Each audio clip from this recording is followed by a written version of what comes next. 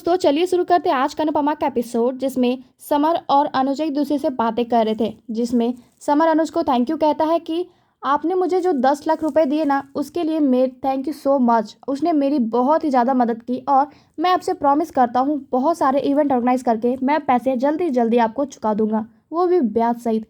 अनुज कहता है मैं एक बिजनेसमैन हूँ, तुम्हें थैंक यू करने की ज़रूरत नहीं है। मुझे पता है कि मुझे पैसे कहाँ इन्वेस्ट करने हैं और मैंने तुम्हें पैसे देकर तुम पर कोई एहसान नहीं किया है। तुम्हें अपनी मम्मी को ये सब बोलने की बिल्कुल ज़रूरत नहीं है। और वैसे भी पैसे चुकाने की होड़ में तुम अपनी लाइफ की खुशियाँ भूल मत जाना। दोनों हंसने लगते हैं और एक दूसरे के गले लग जाते हैं। ये सब पीछे खड़ी होकर सुन रही थी बरखा। उसे बहुत जलन होती है और वो सोचती है कि अनुज सारे प्रॉपर्टी और सारे पैसे अनुपमा के बच्चों को दे देगा, ना कि मेरे बच्चों को। और जो हम लोग के लिए होगा वो है सिर्फ डिसीजन। सीन आता है सा मेंबर्स का, जिसमें वनराज पाखी को गुस्से भरी आवाज से कहता है कि पाखी, तुम्हें वहां जाने की जरूरत नहीं है और ना ही अनुपमा से माफी मांगने की जरूरत है।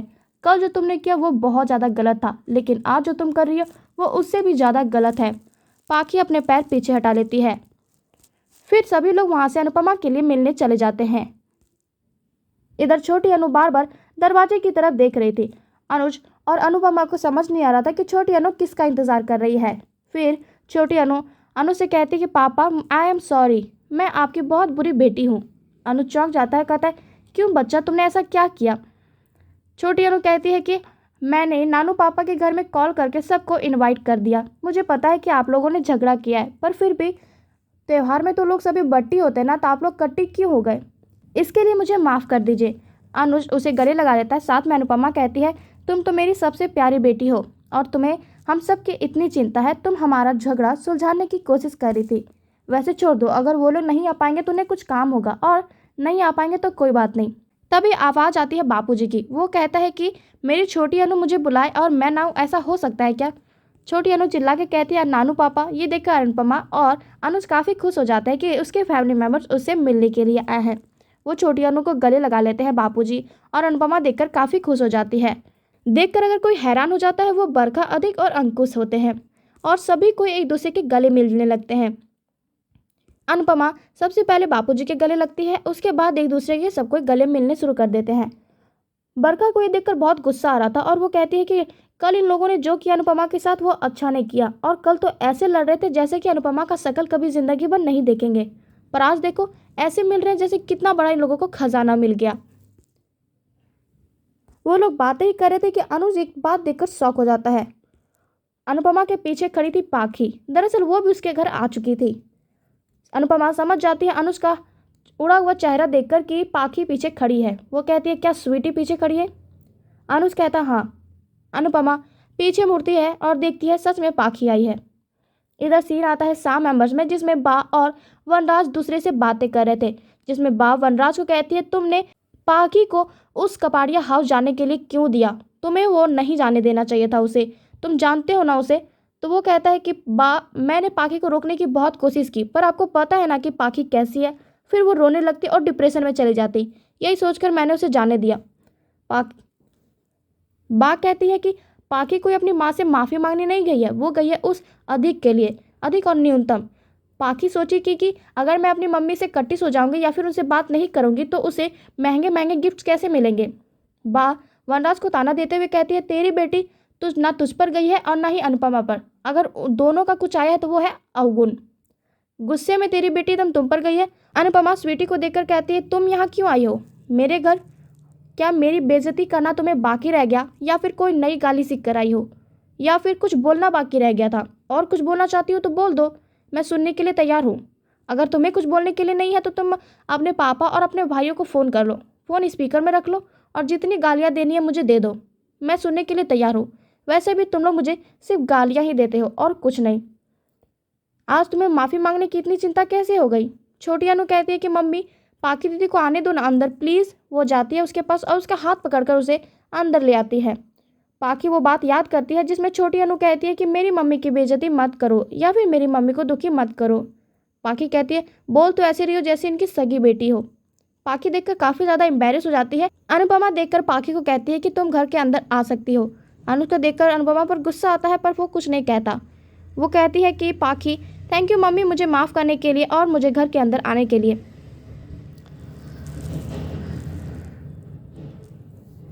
पाखी अनुपमा से कहती है, thank you so much mummy, मुझे माफ़ करने के लिए और मुझे घर के अंदर आने देने के लिए।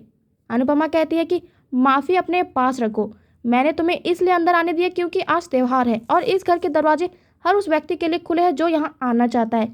मगर माफ़ी की उम्मीद मुझसे बिल्कुल मत करना। और तुम मुझसे माफ़ी मांगोगी जिसने कल मुझे रुलाने में या फिर मेरी बेइज्जती करने में 1% भी नहीं छोड़ा। मुझे इतना बेइज्जत किया और इतना जलील किया। तुम लोगों ने तो अपनी माँ को हमेशा एक लाचार और बेबस औरत की तरफ ही देखा है, ना कि अगर माँ को कुछ मिल जाए तो तुम लोगों को खुशी कैसे मिलेगी। तुम तो वो औलाद हो जिसने अपनी माँ को तोड़ने में बिल्कुल भी कसर नहीं छोड़ी। अरे हमने तो तुम्हें बहुत ही अच्छे स्कूल में पढ़ाया था, पर पता नहीं तुम बदतमीज़ स्कूल में कैसे पढ़ गई और बदतमीज़ की बहुत अच्छी डिग्री ले ली। मुझे पता है तुम मेरा नाम कभी रोशन नहीं कर पाओगी, लेकिन अपने पापा का बहुत अच्छे से नाम रोशन कियो, क्योंकि तेरे पापा एकदम तेरे जैसे ही हैं। पढ़ाई में तू कुछ तो कर नहीं पाई, लेकिन बेइज्जती करने में तुम तो एकदम ग्रेजुएट से भी ऊपर हो गई और तुमने उसमें सबसे टॉप डिग्री हासिल की है। पाखी देखकर काफ़ी शौक हो जाती है और अनुपमा उसे ताने पे ताने दिए जा रही थी। दरअसल अनुपमा उसे सच्चाई दिखा रही थी, उसे आईना दिखा रही थी कि पाखी हमेशा गिरगिट की तरह रंग बदलती है। कभी अनुपमा के खिलाफ हो जाती है और कभी उनसे माफ़ी मांगने के लिए आ जाती है। अनुपमा कहती है कि माफ़ी की उम्मीद मुझसे बिल्कुल मत करना, मैं तुझे कभी भी माफ़ नहीं करूँगी। हाँ, मैं तेरी माँ हूँ, लेकिन फिर भी तू चाहती थी ना कि मैं रिश्ता ख़त्म कर दूँ। जाओ, तुझे आज एक चीज़ दे दिया, हमारा रिश्ता ख़त्म। आज से ना तू मेरी बेटी है और ना ही मैं तेरी माँ। अनुज की तरफ मुड़कर देखती है और कहती है, मेरी प्यारी बेटी और मेरी अपनी बेटी। वो पाखी को देखकर गुस्से से कहती है, क्योंकि वो मेरी सगी बेटी है ना पाखी। उसके बाद कहती है, आज मेरी बेटी की पहली त्यौहार है इस घर में और मैं उसे खराब नहीं होने देना चाहती। हम इसे धूमधाम से मनाएंगे, हमेशा की तरह, जैसे हमेशा मनाते आ रहे हैं। उसके बाद जीके काका छोटी अनु को लेकर आ जाते हैं और राखी की सारी तैयारियां कर लेते हैं। पाखी कोने में अकेले खड़ी थी, तभी सारा जाती है उसके पास और उसे लेकर आती है। तभी अनुज अनुपमा से कहता है, I am proud of you, मुझे पता था तुम ये डिसीजन ज़रूर लोगी और मुझे तुम पर गर्व है कि तुम ऐसे डिसीजन लेती हो। वैसे भी एक मिट्टी को पकने के लिए उसे धूप और छांव दोनों की ज़रूरत होती है, वैसे ही एक माँ को प्यार भी करना चाहिए और शक्ति भी बरतनी चाहिए। अनुपमा कहती है, ये सब पति के साथ भी करना चाहिए, है ना। अनुज कहता है, सारी बातें घूम फिर कर पति पर ही क्यों आ जाती है। अधिक इधर देखकर पाखी को स्माइल करता है। पाखी उसे देखकर थोड़ा सा स्माइल करती है। अधिक मन में सोचता है कि चलो अच्छा हुआ कि हमारा और पाखी का रिश्ता खत्म नहीं हुआ, वरना सारा कुछ गड़बड़ हो जाता। बा और वनराज इधर शाह मेंबर्स में दोनों ही मिलकर खाना खा रहे थे डाइनिंग टेबल में बैठकर। इसमें वनराज कहता है कि बा, आज मेरे सारे फैमिली मेंबर्स यानी कि मेरे बापूजी और मेरे बच्चे सभी उस अनुज और अनुपमा के घर चले गए हैं और इस घर को सूना कर दिया, वो भी त्योहार के दिन। इधर अनुपमा बहुत सारे बलून्स लेकर आती है और सभी में बांटती है। दरअसल वो लोग खुशियाँ मना रहे थे। पाखी का बलून फूट जाता है, तभी छोटी अनु उसके पास जाती है और उसको एक बलून दे देती है। फिर सभी लोग खुशियाँ मनाते हैं और हंसने गाने लगते हैं। तभी भावेश आ जाता है। अनुपमा देखकर काफ़ी खुश हो जाती है कि उसका भाई आ चुका है जिसे वो राखी बांधेगी। इधर वनराज बार बार गेट की तरफ देख रहा था कि कब मेरी फैमिली आ जाएगी। इधर अनुपमा डांस करती है रक्षाबंधन के सॉन्ग पर। फैमिली मेम्बर्स में सारे जेंट्स को एक सूते में बांध देती है और सभी लोग एक दूसरे से राखी का त्यौहार मनाते हैं। सभी लोग अपने भाई को राखी बांधते हैं, जिसमें समर स्वीटी से मिठाई नहीं खाता, वो खुद लेकर खाने लगता है क्योंकि समर पाखी से गुस्सा है।